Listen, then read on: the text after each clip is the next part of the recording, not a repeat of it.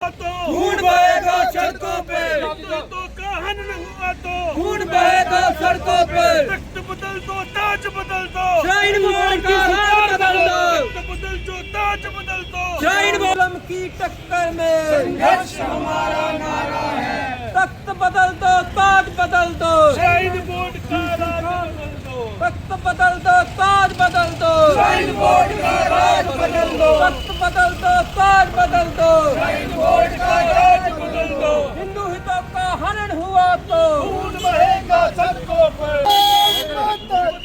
जय भारत माता की, जय भारत माता की, बोलो भारत माता की।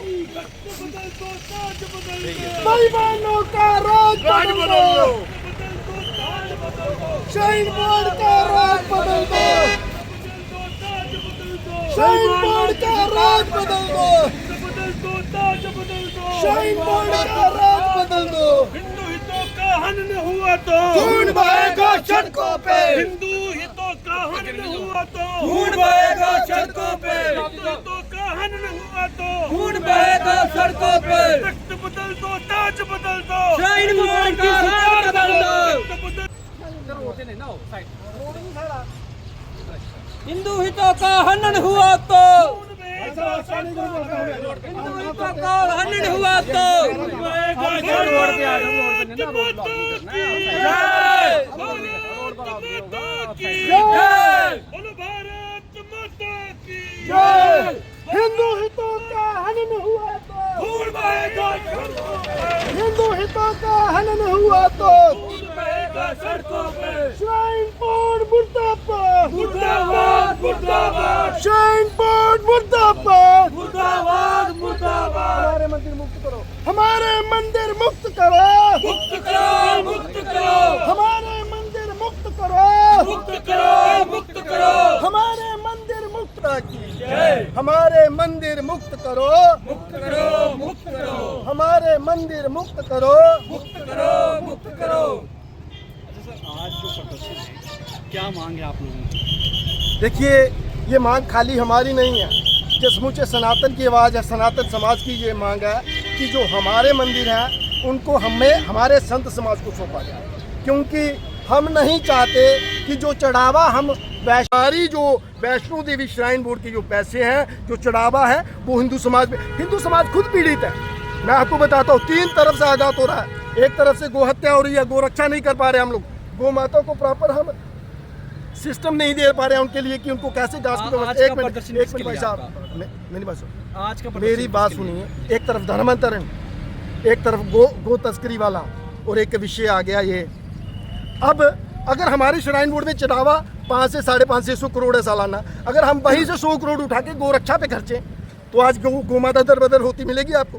वही लोग पैसा उठा के हम लव जिहाद में शिकार हमारी बच्चियों पर खर्चे तो लव जिहाद के मामले सुलझेंगे। वही पैसा अगर हम उठा के श्राइन बोर्ड का अपने समाज पे धर्म को लाने के लिए खर्चे तो हमारा समाज सुधरेगा। हमारा पैसा हमारे सुधार पे खर्च होना चाहिए, ना कि किसी ऐसे व्यक्ति को तैयार किया जाए वहाँ पे जो कल को हमारे बच्चों के ऊपर बम फोड़े। बड़ा ये दुख के साथ कहना पड़ रहा है कि आज हमें जो लड़ाई लड़नी पड़ रही है, आपने लव जिहाद सुना। लव जिहाद में हमारी हिंदू बेटियों को इन लोगों ने जाल में बहला फुसला कर अपने धर्म से अलग करने का प्रयास किया और कर रहे हैं। आपने लैंड जिहाद भी सुन लिया, किस तरह से सरकारी ज़मीनों पे कब्जा किया जा रहा है। और मैं आज आपको बता रहा हूँ कि ये एजुकेशन जिहाद जो शुरू किया गया है, ये एजुकेशन जिहाद कह लीजिए, ये मेडिकल जिहाद कह लीजिए। हमारे आप लोग अब मुझे बताइए कि अगर आप राम को नहीं मानते हैं, अगर आपकी आस्था माता वैष्णो में है नहीं, अगर आप भगवान शिव को नहीं मानते हैं, तो फिर भगवान शिव को चढ़ाया गया पैसा, माँ वैष्णो को चढ़ाया गया पैसा, भगवान राम के चरणों में चढ़ाया गया पैसा कैसे आप अपने एजुकेशन में इस्तेमाल कर सकते हैं? आप तो बुत प्रस्ती को मानते नहीं हैं। आप तो कहते हैं कि हम काफिर हैं। अगर हम काफिर हैं तो आप हमारी आस्था के साथ चढ़ाए हुए पैसे का इस्तेमाल अपने जीवन यापन के लिए कैसे कर सकते हैं? और दूसरी बात, आप मुझे बताइए कि क्या ये एजुकेशन जिहाद नहीं है? आप अल-फलाह यूनिवर्सिटी में देख लीजिए, अल-फलाह यूनिवर्सिटी में मुझे लगता है कि 100 के 100% डॉक्टर मुलव्विस हैं मिलिटेंट सिविल एक्ट्स में। कैसे एक 100 ग्राम करके अगर 2900 किलो 3000 किलो अमोनियम नाइट्रेट इकट्ठा किया जा सकता है, ये बात 300 किलो अमोनियम नाइट्रेट की नहीं है, ये मानसिकता की बात है। क्यों सरकार 3000 किलो अमोनियम नाइट्रेट इकट्ठा किया, तो मानसिकता बताइए कैसी है।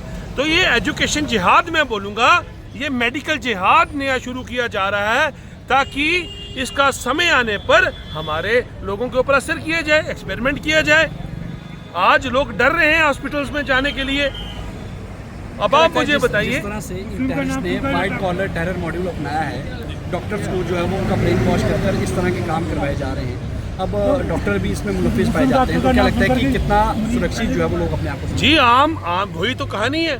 आम जो समाज है वो तो देखिए, अब मैं बात कर रहा हूँ आम समाज में, हम हिंदू समाज की जब बात करें, समस्त हिंदू समाज की बात करें, वो तो डर रहे हैं। वो तो कह रहे हैं कि जो डॉक्टर पहले RX लिखा करता था आज RDX लिख रहा है, वो तो डर रहे हैं। वो तो अब मुझे आप समझाइए कि माता वैष्णो देवी में 50 टोटल सीटें निकली, 45 आपकी उसमें से गैर हिंदू यानी कि मुस्लिम लोग थे। तो वो 45 की आप उनसे वाइट पेपर लेंगे, शपथ पत्र लेंगे कि वो जाके डॉक्टर ही बनेंगे या कोई सुसाइड बॉम्बर ना बन जाए। एक डॉक्टर जो वीडियो रिकॉर्ड करके कह रहा है कि सुसाइड बॉम्बिंग जो है ये मैट्रिडम यानी कि शहादत का एक तरीका है, आप गारंटी लेंगे जो माता वैष्णो देवी के पैसे से बन के डॉक्टर बनेंगे वो शहादत के नाम पे बम नहीं फोड़ेंगे, वो सिक्योरिटी पर्सनल्स की जान नहीं लेंगे, और बम तो किसी का सगा है नहीं है। LG सरकार और जम्मू कश्मीर प्रदेश सरकार के लिए क्या? मैं स्पष्ट शब्दों में आपको ये बता देना चाहता हूँ, सख्त लिहाजे में आप चेतावनी समझ लीजिए, ये जम्मू तक महदूद रहने वाला मसला नहीं है, ये चढ़वाल कठुआ सांबा तक महदूद रहने वाला मसला नहीं है।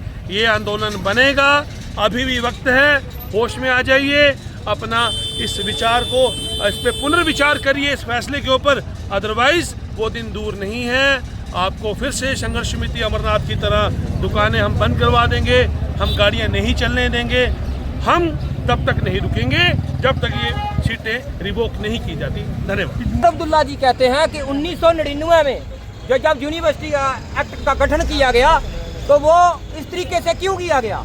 तो भाई साहब मैं बताना चाहता हूँ कि उस यूनिवर्सिटी एक्ट को गठन जो किया गया वो फारूक अब्दुल्ला ने किया, जो अमर अब्दुल्ला का बाप था। असेंबली में फारूक अब्दुल्ला बैठा था, उसकी गवर्नमेंट बैठी थी, जिन्होंने ये सेक्टर यूनिवर्सिटी बनाकर हम हिंदुओं पर थोपा गया और हमारे मंदिरों पर कब्जा किया ना। हमारे मंदिरों को कैसे लूटा जाए, बार बार कैसे लूटा जाए, जैसे सोमनाथ मंदिर को 16 बार मोहम्मद गजनी ने लूटा था, उसी प्रकार इन कश्मीरी नेताओं ने हमारे मंदिरों को लूटने का, हम हिंदुओं को लूटने का प्रयास किया है, बार बार लूटने का प्रयास किया है।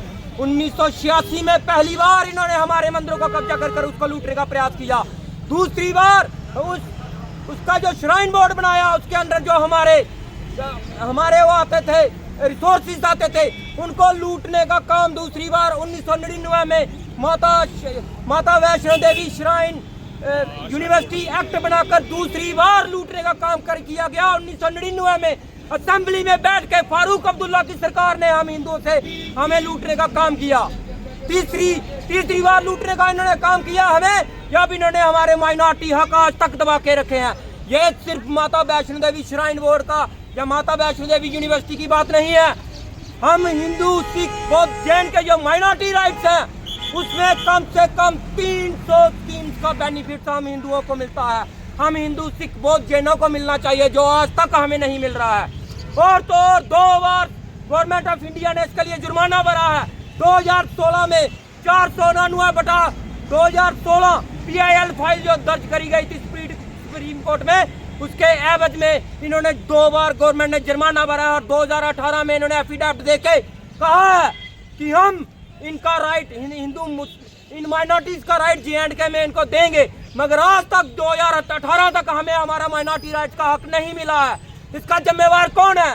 ये प्लान्ड तरीके से अमर अब्दुल्ला गवर्नमेंट का, कश्मीरी जितने भी राजनेता है, प्लान्ड तरीके से हमारे हिंदुओं को लूटने का काम कर रहे हैं, हमारे मंदिरों को लूटने का काम कर रहे हैं। हमें कैसे सुनियोजित तरीके से लूटा जाए, ये इनका षड्यंत्र चल रहा है। हम इसे पहले जैसे लैंड जिहाद था और धर्मांतर था, ऐसे ही जो एजुकेशन जिहाद है। इन्हें ये कहते हैं कि अमर अब्दुल्ला साहब कल क्या कह रहे थे? कह रहे थे कि हमारे जो बच्चे हैं वह मुस्लिम यूनिवर्सिटीज और जो मुस्लिम संस्थान है वहाँ पे पढ़ के रेडिकलाइज हो जाते हैं। उनका कहने का मतलब है कि वह मिलिटेंट बन सकते हैं, तो इसलिए हम इनको हिंदू यूनिवर्सिटी में पढ़ा रहे हैं। भाई अगर तुम्हारी यूनिवर्सिटीज में बच्चे रेडिकलाइज हो रहे हैं तो उस यूनिवर्सिटीज को बंद करना किसका काम है? क्या सरकार के एक चीफ मिनिस्टर खड़ा कोई कहता है कि इस्लामिक इंस्टीट्यूशन में बच्चे रेडिकलाइज होते हैं, तो सरकार क्यों उन इस्लामिक इंस्टीट्यूशन को टेक ओवर नहीं करती? हमारे मंत्री को टेक ओवर कर लिया गया। क्या वहाँ पे इन्होंने जो कश्मीर में एक क्या कहते हैं उसको, मस्जिद में अशोक चिन्ह पे, हमारे राष्ट्र चिन्ह पे पत्थरों के साथ तोड़ा गया, क्या इन्होंने उस मस्जिद को टेक ओवर किया? मगर इन्होंने हमारे मंत्री को टेक ओवर किया है, हमारे जितने श्राइन्स हैं सबको टेक ओवर किया है। क्यों सरकार इसका कब्जा नहीं छोड़ती? हालांकि संविधान कहता है, कानून कहता है कि अगर किसी भी धार्मिक स्थान पे माल प्रैक्टिस चल रही है तो सरकार उसको टेक ओवर कर सकती है। मगर